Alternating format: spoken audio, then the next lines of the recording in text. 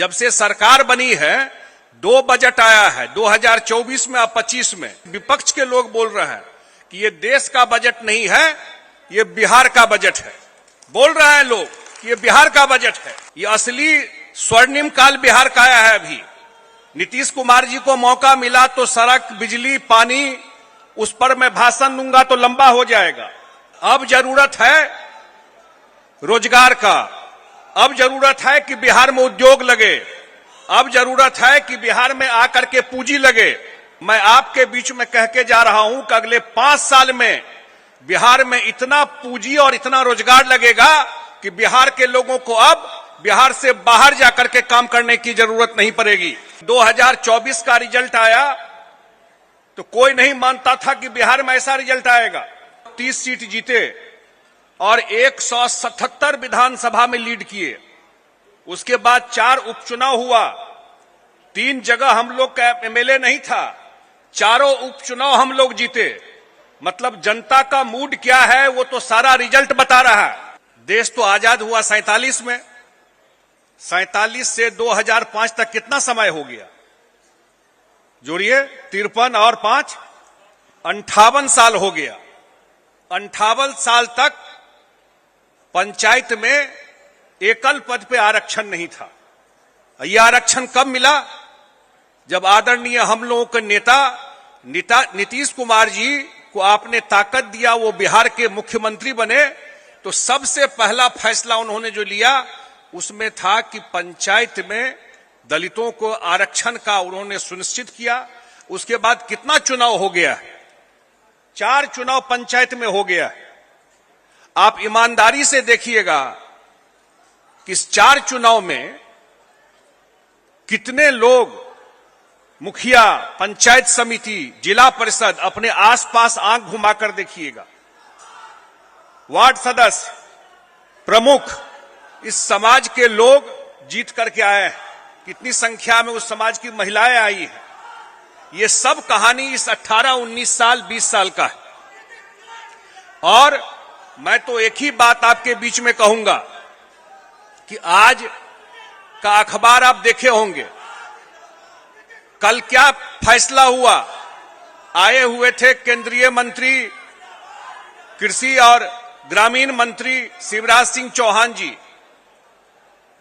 और क्या फैसला हुआ है कि बिहार को 5,20,000 प्रधानमंत्री आवास का घर कल भारत सरकार ने तय कर दिया कि बिहार के लोगों को मिलेगा। मतलब 1,000 हर एक प्रखंड पर, 534 प्रखंड है, हर एक प्रखंड में 1,000 घर जाएगा। आज 6 महीना पहले मिला था 7,90,000। मतलब 14-15 लाख प्रधानमंत्री आवास बिहार को मिल गया है।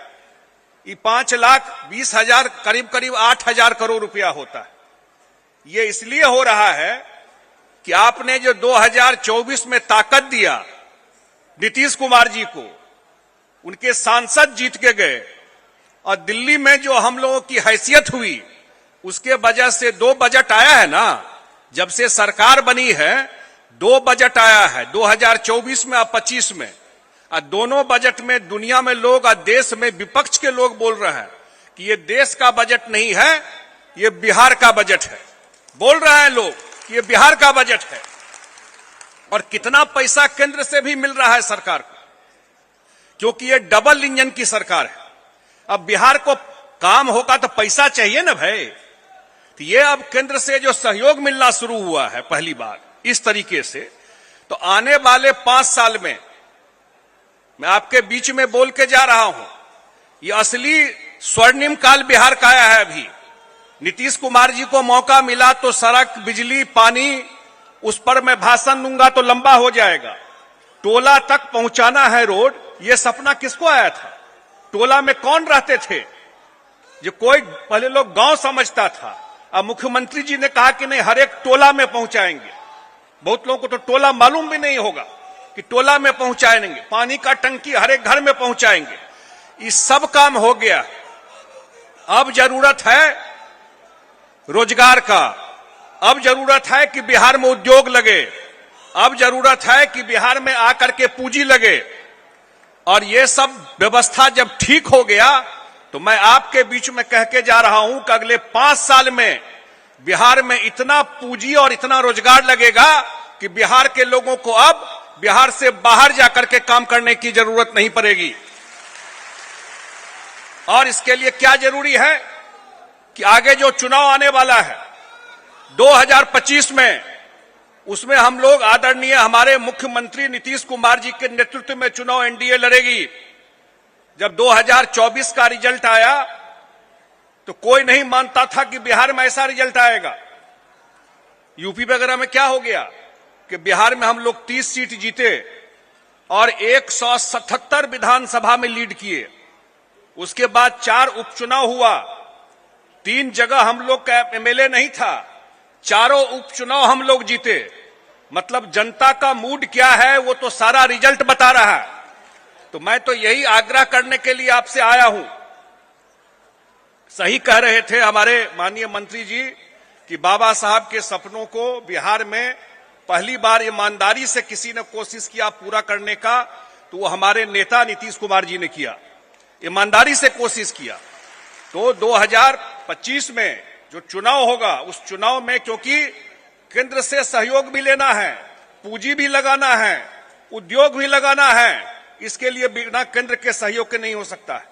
और पहली बार बिहार को ऐसा मौका मिला है जो बिहार में नीतीश कुमार जी की सरकार और केंद्र में नरेंद्र मोदी जी की एनडीए की सरकार, जिसमें हमारे माननीय मंत्री ललन सिंह जी भी हैं उस कैबिनेट में। तो मैं तो यही आग्रह करने के लिए आया हूं कि और आपके भरोसे, आपके सहयोग से मैं हमेशा दिल्ली में पत्रकारों को बोलता हूं कि यहां लोग असेसमेंट करते हैं कुछ और दिल्ली में बैठ करके, लेकिन जब चुनाव होता है तो जो असली वोटर है नीतीश कुमार जी का, वो जब निकलता है तो दिल्ली में भी सब चुप हो जाता है, जितना वोट कहां से आ गया इनको। तो मैं तो यही आपसे निवेदन और आग्रह करने के लिए आया हूं कि 2025 में कि बिहार का असली समय आया है। नीतीश कुमार जी बहुत ठीक कर दिए, लेकिन अपना बाल बच्चा के भविष्य के लिए कि बिहार में भी पूंजी लगे, बिहार में भी इन्वेस्टमेंट हो, बिहार में भी उद्योग लगे, इसके लिए जरूरी है कि केंद्र और राज्य दोनों मिल करके काम करेगा तो इसका बड़ा फायदा होगा। 2 बजट में आप लोग देखे हैं, मखाना बोर्ड से लेकर के, एयरपोर्ट से लेकर के और उद्योग से लेकर के सारा काम बिहार में शुरू हुआ। तब बैक गियर में नहीं ले जाना है भाई। अभी जब चौथा 5वां गियर में स्टेट चल रहा है तो पीछे बैक गियर में ले जाना है स्टेट को, कि और इसका गियर बढ़ाना है आगे स्पीड डेवलपमेंट का। इसलिए 2025 बहुत बहुत धन्यवाद।